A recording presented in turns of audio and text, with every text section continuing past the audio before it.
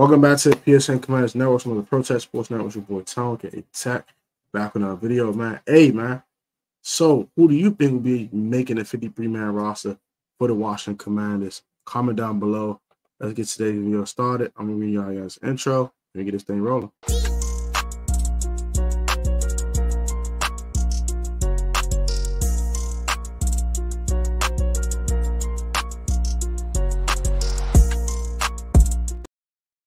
All right, man. Welcome back to the channel. Hope you guys enjoy these videos and this content. Subscribe if you're new. Turn on post notifications or catch the PSN Commanders video at the PSN Commanders Network, also on the Protest Sports Network. If I get to a glory to God, for God's right now, God's open doors and paving ways for all the people in the Lord. On today's video, hear about these guys, the Washington Commanders. Get too far into it. Quick verse of the day. This is from Luke 9:23-24.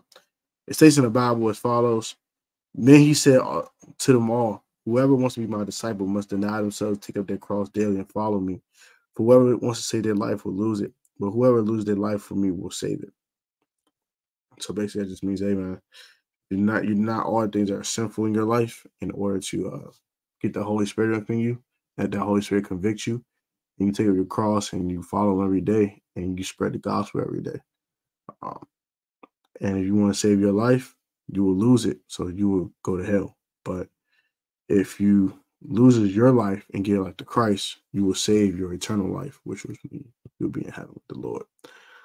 Let's get to the 140 mark for today's content. So, start the Washington Commanders roster, right? Some interesting position battles going into training camp.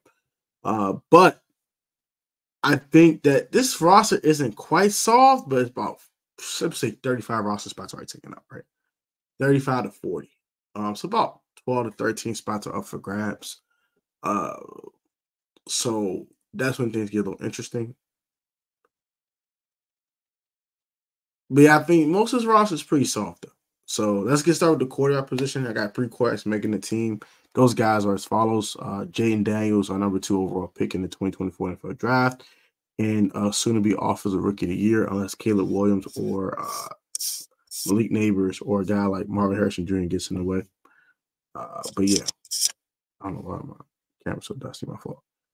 Next, we got Marcus Mariota, his backup quarterback, former number 2 overall pick in the 2015 NFL draft. I think he also had a Pro Bowl in his time with Tennessee Titans.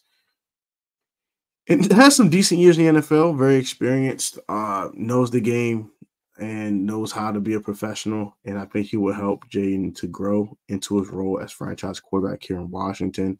And he's a guy that, you know, will be able to mentor our number 2 overall pick. And finally, we got Sam Harden, our undrafted free agent from Notre Dame.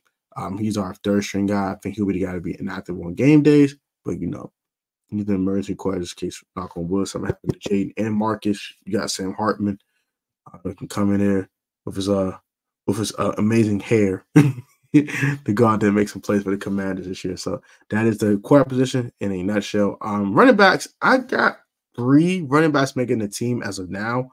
I just don't see another running back except for that undrafted kid that I liked a lot. That Louis T liked a lot, actually. He talked about him in our off-season check-in video. You want to check that out, go check that out as well. With my guy Louis T, we talked about a lot of things. So you want to check that out, go ahead and do so. But I got 3 right now with a possible maybe, and that's that guy. But I got 3 running backs making the roster. I have Brian Robinson Jr., of course, Austin Eckler, and I have Chris Rodriguez Jr. Making the roster as the 3rd running back. I have Brian Robinson Jr. I think he's our RB1. I know a lot of people are penciling Austin Eckler. I think that's insane. Austin Eckler did not come here to be a running back 1. That's not what he came in for. If he wanted that, he'd have went back to LA with the Chargers. So he ain't come in to get 300, 400 touches. It's not what he came in for. He came in to spell and be a compliment to someone else. Now, we paid him like a starting running back, given. So a lot of people assume because of the pay we gave him that he will be the starting running back here. But no, not quite. Wrong. Incorrect. No, he's not the starting running back. But yeah, he'll be a nice compliment to Brian Robinson Jr. Just want to bring that up real quick. B-Rob. Hey. The B-Rob, man. I think he's going to have a huge season this year. I think he's going about 1,100 to 1,200 yards rushing, another 300 yards receiving. I think he'll have 1,400 yards to 1,500 yard scrimmage year from our third round pick in the 2022 NFL draft and Brian Robinson Jr. A breakout season and show why he belongs. I know a lot of people say, "Oh, B-Roll is mid, he sucks," or it's a normal back. He cool, he ain't nothing. He gonna show y'all some things, huh? B-Rock, hey. And then Chris Rodriguez Jr. Up the rear. This is a guy who's gonna come in and pass protect sometimes or get a carry here and there. Nothing special. Now let's get to. He had some good carries last year, but he did have a little fumble issue to the end of the season. But whatever. Chris Rodriguez is the third back for a reason. He's not gonna get many touches, even one of the other two backs that are in front of him. Wide receiver. Now, this is a controversial one. This is one of the positions that have a lot of battles going on for roster spots. I think we keep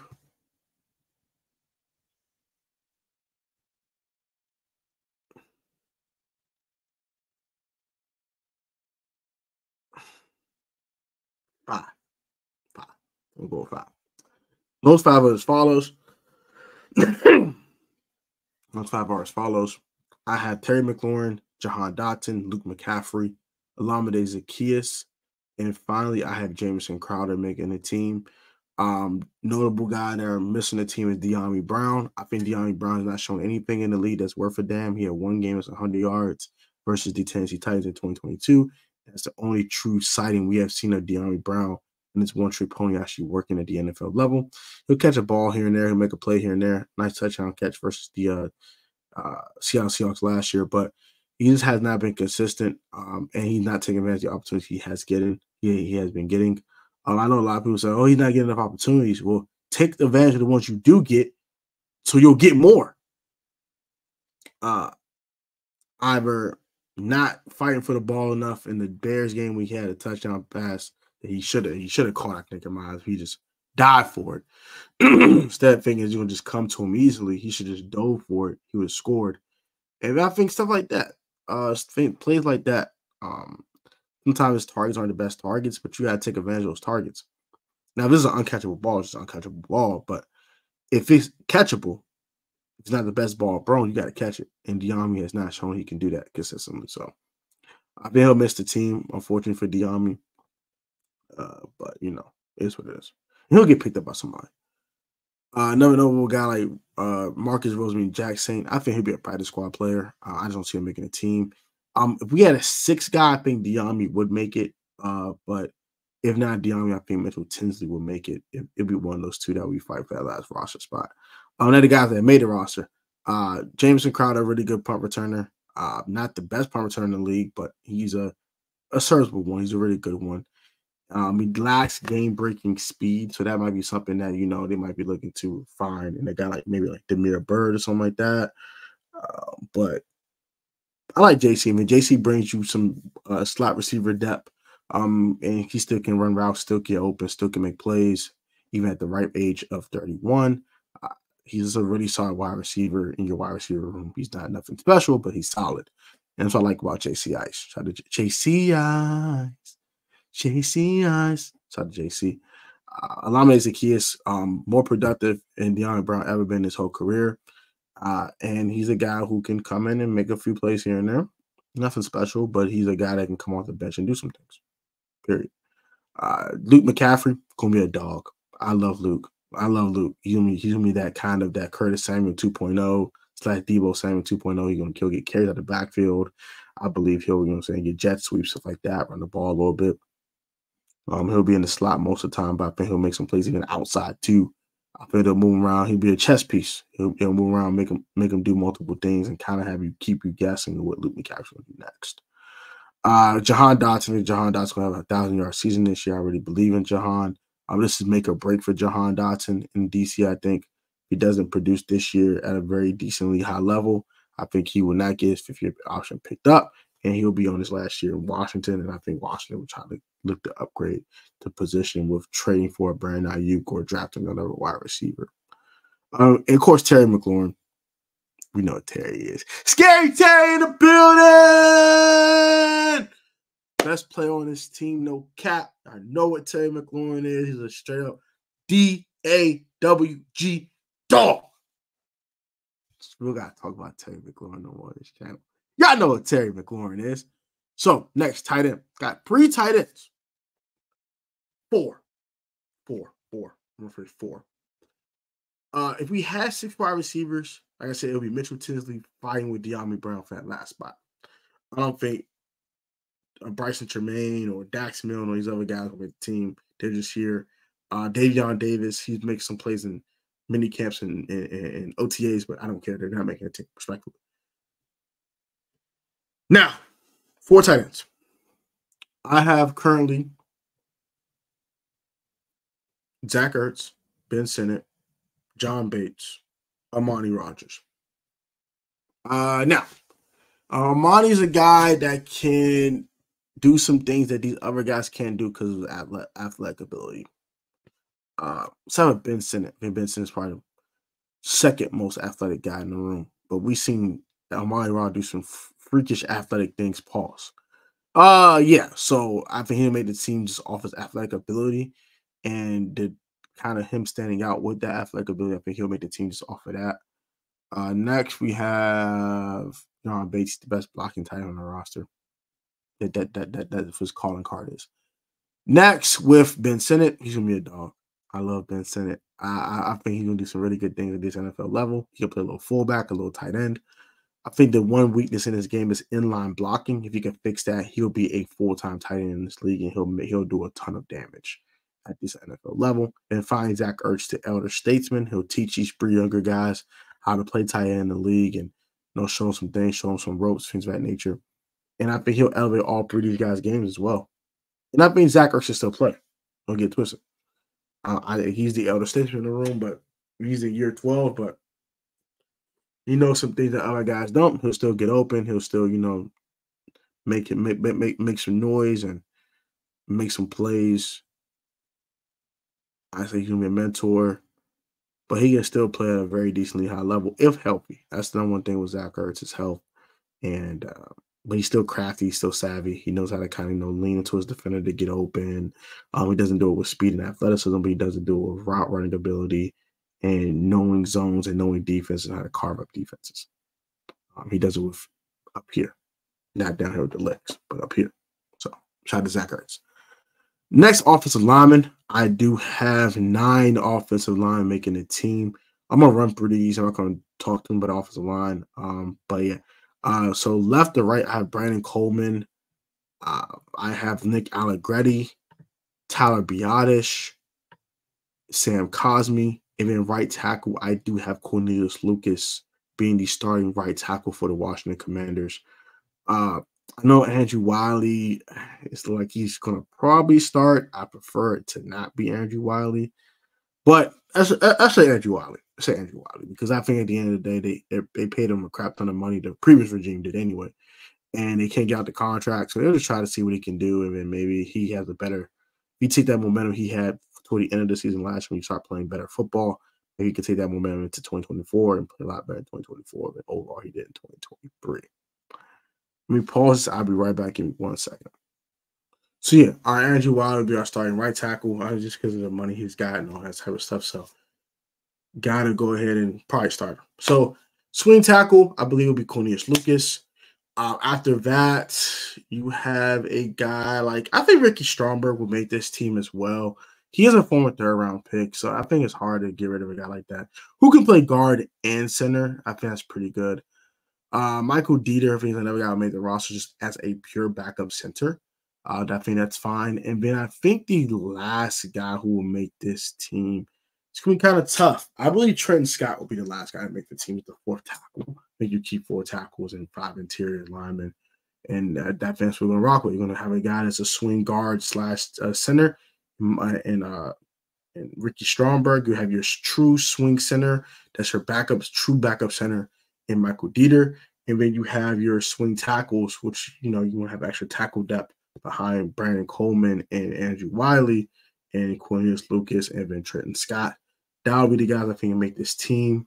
That's how I look at it now. I could be wrong, but that's how I'm seeing it right now. 9 offensive linemen. So you got 3 quarterbacks, 3 running backs, 5 wide receivers. That's a total of 11 players right there. We have 9 offensive linemen, that puts us at 20. We have 4 tight ends, that puts us at 24. So we have a total of 24 players. If you want to make it even 25-25, you can add a wide receiver. So we'll actually do that here. We'll add a 6 wide receiver, and I think that 6 wide receiver will still not be De'Ami Brown.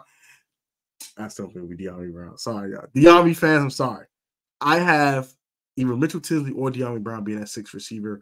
I'm going to go ahead and I'm going to say De'Ami Brown for now, but we'll see. I don't think he's making the team, but that's how I feel. If he doesn't, I won't be shocked. If he does, I won't be shocked either. But I just don't think he will make this team. Next, defense. So you got the 6 wide receivers, either Mitchell Tinsley or De'Ami Brown fighting for that last spot. And hopefully, De'Ami Brown does come up on top for his sake. If not, he'll join another team. I don't really care. And 25 offensive players. Get to the defense real quick. I have 8 defensive linemen making a team. Let's get right into it. So interior, I have 5 guys making this roster, and I only have 3 edge rushers. Because Johnny Newton can play outside as well as inside. So kind of caveat there. So I have 5 interior defensive linemen as follows. I have DeBama Wall and Deron Payne and Jonathan Allen. I also have Johnny Newton. I have a guy like John Ridgway, and then finally Fedarian Mathis will come off the rear and make the team as a 2nd-round pick from the 2022 NFL draft that hasn't played much because of injuries.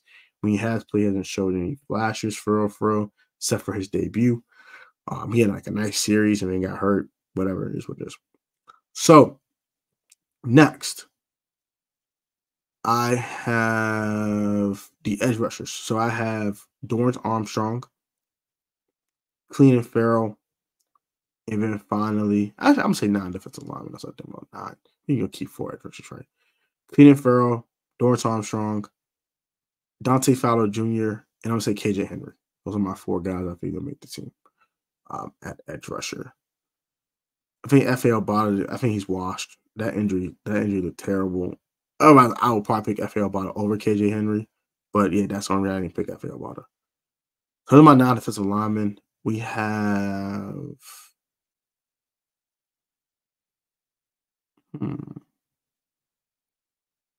6 linebackers? 6? This is surprising because last year we couldn't find 6. We got 6 this time. Let's get it. So, and I think one's going to be a hybrid. So keep that in mind, too, when it comes to the edge rusher position. But not here nor there.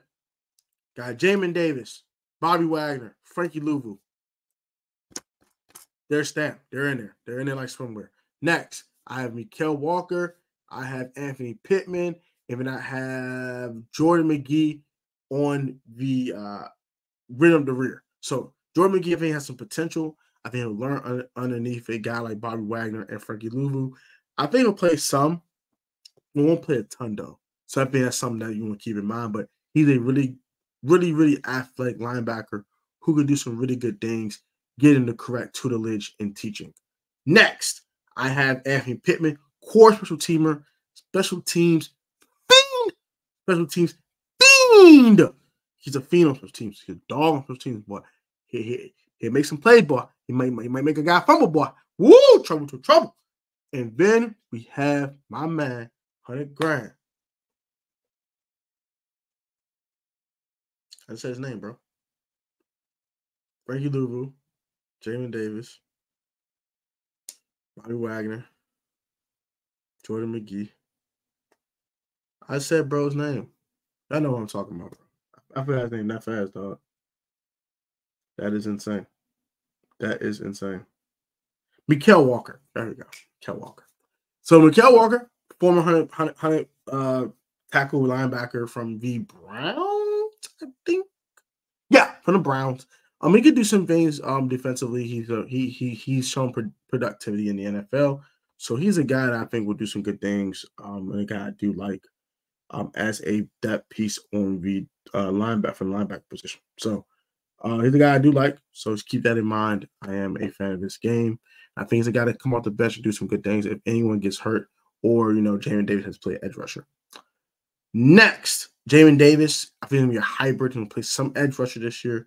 I know I made the whole Micah Parsons comparison. He's not Micah Parsons. Chill out. For everybody thinking I think he's Micah, no, shut up. He's not that.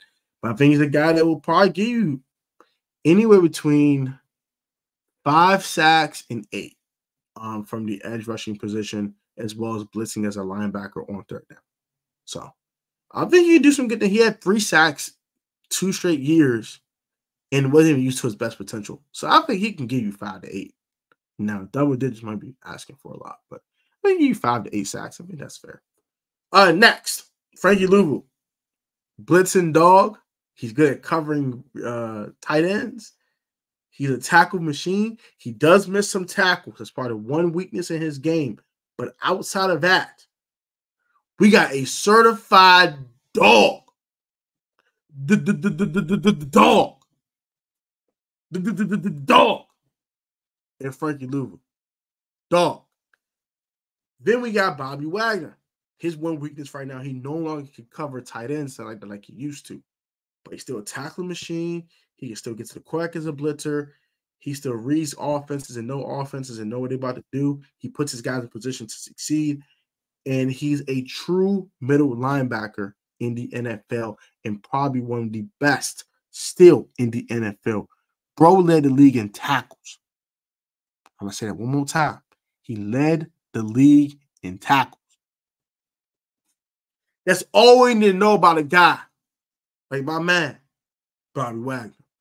Let's get the secondary. Let's wrap up the video, man. So I got 15 players. So we got 10 DBs. Let's get to the DBs real quick, right? Cornerback. This corner position look rough, boy. This don't look weak, boy. But we got some guys. St. Juice. St. Juice, a.k.a. St. Groupie, until proven otherwise. Manuel Forbes Jr., Michael Davis. This one gets a little spicy because it ain't much for how these produce.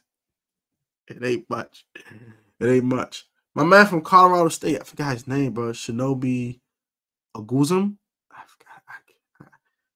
forgot his name, bro. I like him. I like him a lot. He's like 6'1", 6'2". Really physical corner. Pause. I like him.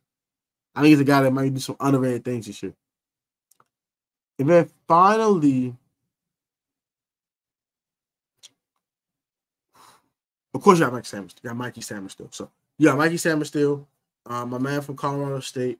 We got St. Juice, Forbes, and Michael Davis are your 5 cornerbacks. Let's get out the way. Next, for DB, for DB/safeties, I have 5 safeties. I have Quan Martin. I have Jeremy Chin.